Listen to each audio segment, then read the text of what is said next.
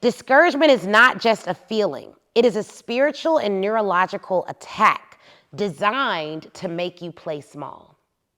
Discouragement is not just a feeling. It is a spiritual and neurological attack designed to make you play small. If I were to go into my spiritual bag on this, discouragement is a spiritual attack from the enemy to get you off track and off focus from God's best for your life. And so the reason why it's important that we talk about it is because right now I am seeing it. I am seeing people are being more discouraged and they don't necessarily have the tools to deal with discouragement, okay? So I want you to understand the science behind it, because now you know that it's not just, oh, I'm lazy, or I don't want to do work, or I don't want to help people. It's that you are battling discouragement.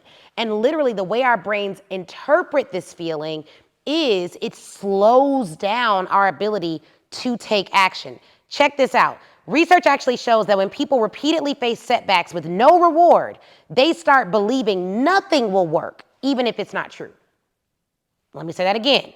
Research actually shows that when people repeatedly face setbacks with no reward, they start believing nothing will work, even if that's not true, which is why entrepreneurship is so difficult, because in the beginning, you may face setback after setback and no after no after no after no.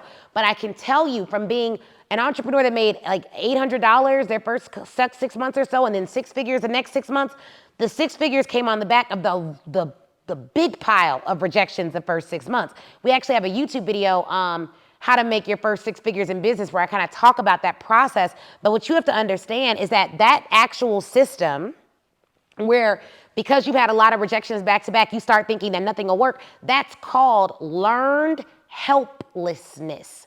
Learned helplessness. That is when you start to interpret a set of rejections as the sum total of what your life's state will become.